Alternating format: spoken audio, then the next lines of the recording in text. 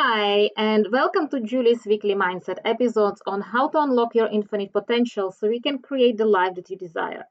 In this podcast, I will give you insights into who you are on a neurobiological level and what you are capable of creating. When you understand the connection between your conscious and subconscious mind, your brain and your body, once you change your perception, the attitude you hold towards yourself and towards the world, once you can balance your perception, then you can create successful life, incredible relationships, and you can heal your body and your mind.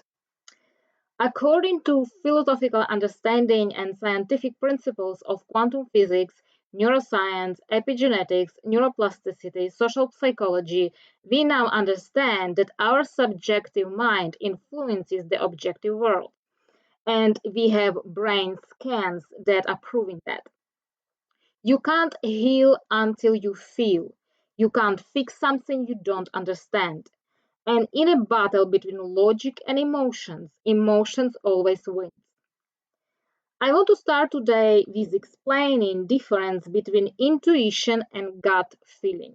So many people get wrong their gut feelings because they don't understand the difference between intuition and gut feeling.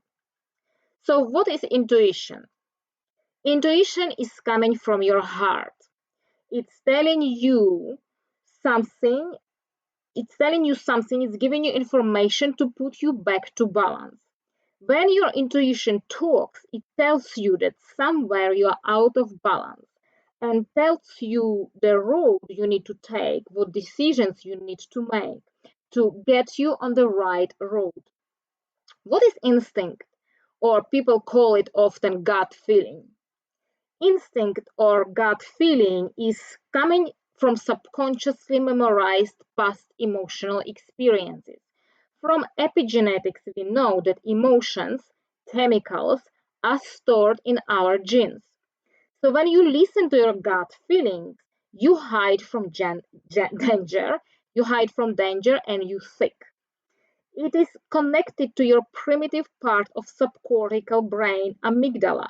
That means you hide from danger because you perceive that there is some danger around you and you seek immediate gratification. Intuition is connected to your heart. It is your heart that is connected through your autonomic nervous system to the brain, to the part of the brain called thalamus, which activates your executive brain, your prefrontal cortex, and shut down your primitive brain amygdala. So then, when you listen to your intuition and you are led by your heart, you make correct objective decision, embracing both sides, positive and negative, coming from the place of gratitude, love, empowerment, and freedom. Now, when you make decisions based on your gut feeling or instinct, you connect to your primitive brain and you only see one side. Either everything is positive or everything is negative. When you come from that place, you are not connected to your heart. You are driven by your subconscious programming, faulty beliefs, and fixed mindsets. This part of the brain does only three things: run, hide, and seek immediate gratification. Now, question for you: are you making decisions based on your gut feeling, or are you making decisions based on your intuition? When I was 26 and I moved from Czech Republic to New Zealand, I was purely listening to my intuition, to my heart, and it was one of the best decisions I ever made. Here is the difference between two levels of your brain function. Number one is more fundamental level of brain function. It is more reactive, fight or flight response part of the brain, the amygdala. It's highly effective when dealing with survival. For example, you need to run away from tsunami and hide. But in these days, we don't run from tsunami or predators too often. And so it is not effective in our modern world when making decisions, leading family, businesses, or even country. Number two part of the brain is more advanced, universal level of brain function. in your prefrontal cortex, which is the more balanced, strategic, objective, and risk mitigating part of the brain. It's also known as executive center. It is the source of your greatest leadership. It drives strategic thinking and helps you achieve your unique mission and purpose in this life. When your prefrontal cortex is activated, it shuts down your primitive reactional brain amygdala, and it helps you to thrive and live inspired and purposeful life. Now, when logic tries to control emotions, emotions always win. Through your intuition, through your heart, you need to connect to thalamus part of your brain and activate your executive brain to be able to thrive in life. If you want to master your life, you need to first master your mind. What does it exactly mean, mastering your mind? Majority of people are not aware that there is two aspects of their mind, governed and ungoverned. The ungoverned mind is run by subcortical region of your brain, which includes your amygdala, your emotional perception. That's when you act before you think. You make wrong decisions. You play victim of circumstances. Then you have governed mind, your higher functioning part of the brain, which is run by your prefrontal cortex, and it's responsible for greater executive function. This part of the brain helps you to think before you act. What are the symptoms of your governed versus ungoverned mind? For example, if your experience is the following, you are run by your ungoverned mind. First, you experience emotions such as anxiety, resentment, anger, depression, guilt, regret, vulnerability, shame. Second, you often focus on things in the past and you wish that you could change them. Similar to statement, if I only could. Third, having victim mentality, blaming people and circumstances, believing everything is working against you. Fourth, blaming everyone and everything. Fifth, unclear vision, mission, and goals. Sixth, feeling you've been stuck or lost. If you experience the following, then these are the signs of being run by your governed mind. First, balance emotions regardless your current circumstances, such as gratitude, love, inspiration, empowerment, joy, certainty, and presence. Thankful for your life and your path is the way it is.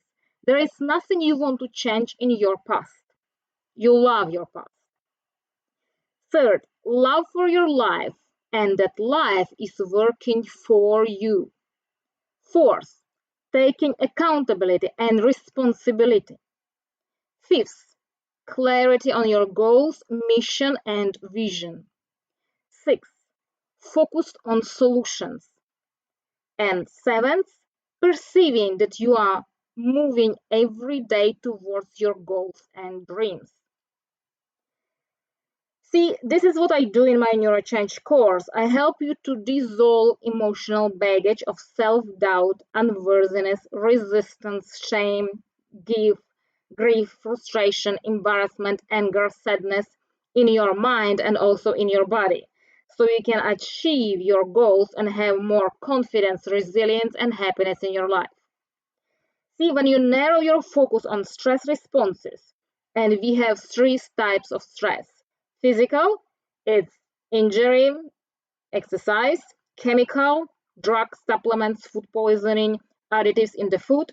Emotional, thinking habits, broken marriages, divorces, stress with mortgages, trauma in childhood.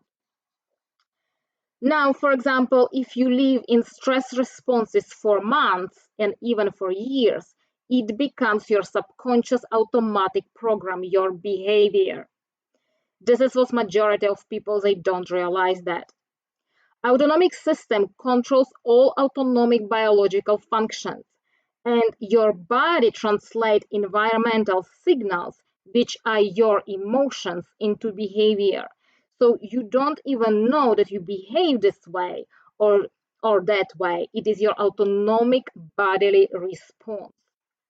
So now, when you narrow your focus on stress responses, your amygdala, your emotions of stress runs you. You shut down your heart, your intuition, your executive brain. And if you make decisions coming from that place, you can't see both sides. You can't embrace both sides. So you are making wrong decisions, one-sided decisions. You are either subordinate yourself or you are infatuated with something or someone. Your amygdala is only seeking for immediate gratification. Because the job of your mind is to keep you safe and alive, it runs on outdated instructions. Now, I want to talk about immediate gratification and delayed gratification. If you want to become the type of person who is able to delay gratification, then you need to set up a reward system and a spirit of really savoring the pleasurable things in life. The more you can train yourself to savor even life's simplest pleasures, because that's in most little things you find the most pleasure, the more intense and incentivized you will be to delay the gratification that leads to them. It can be something like have a nice latte or big dinner after you finish the project. If you start practice this, it will have big impact on your life. Now, I don't know if you have heard about famous Stanford marshmallow experiment, the premise of which was quite simple. So researchers led by psychologist Walter Mischel, PhD, left preschoolers with a marshmallow and offered them a choice. They could have that one now, or if they waited until the research came back, they could have two. In other words, they asked them to delay gratification. The results were striking. According to the American Psychological Association, researchers found that teenagers who had waited longer for the marshmallows as preschoolers were more likely to score higher on the SAT, and their parents were more likely to rate them as having greater ability to plan, handle stress, respond to reason, exhibit self-control in frustrating situations, and concentrate without being distracted. Michelle went back yet again to revisit the study with participants now in their 40s and found that their willpower differences had largely helped them up over 4 decades. Now I'm going to tell you my own story from childhood. Now I understand why I have such strong will and I can delay gratification with ease. When I was about 3 years old, my mom had to go out to buy milk. We didn't have marshmallows at the time, but she left in front of me a bowl of cherries. And I loved cherries as a child, and I still love them. She told me that I can't eat cherries until she comes back from the shop. And if I wait, I will have all of them. She left not for long, like 15-20 minutes. She said it to me with such suggestion that I didn't eat cherries. I was patiently waiting until she comes back so I can have all of them. Now, this helped me so much in my life because I always focused on delayed gratification, knowing that then I can have all of it. It helped me to heal naturally going through pain, my 3 autoimmune conditions. It helped me to build my successful practice. It helped me to make decision and move to New Zealand, focusing on delayed gratification. Now, I was lucky. My mom did it without knowing anything about marshmallow experiment. She just had to go and buy some milk. But you can give your mind clear instructions and learn to delay gratification and savor every bit of it. Success is not just about how much money you earn or awards you have. After all, those things mean nothing if you never enjoy them. The people who enjoyed life the most have learned how to both delay gratification, and savor the rewards, big or small, when they come. To wrap it up, nothing is ever good or bad. There is balance in everything, pleasure and pain, positive and negative, support and challenge. Understanding these universal truths opens the heart to create unconditional love and gratitude for everything that life brings us and everyone whom we encounter. To challenge your thinking and practice a bit of neuroplasticity, I will leave you with this question. What is your ideal average day? I want you to think about it. Mastering your mind doesn't require lifetime. This is what I do in my NeuroChange course. I help people to understand who they are on neurobiological level, to find their purpose. I help them to live by their highest values in life, asking people powerful questions. I help them to balance their perceptions and dissolve their emotional baggage from the past. I help them to bring to their conscious awareness their blocks, limiting beliefs, fixed mindsets that are blocking them from achieving success, having loving relationships, having good health, even being fertile and experience abundance in their life. Neurochange method based on deep research based tools from most of the mind science, including neuroscience, epigenetics, social psychology, and philosophy. It provides an understanding of the conscious mind's ability to influence the mechanism of subconscious mind to go to work for us in everyday life. If you want to know more, go on my website www.infiniteintelligence.coach and book a free call. I'm looking forward to hearing your story.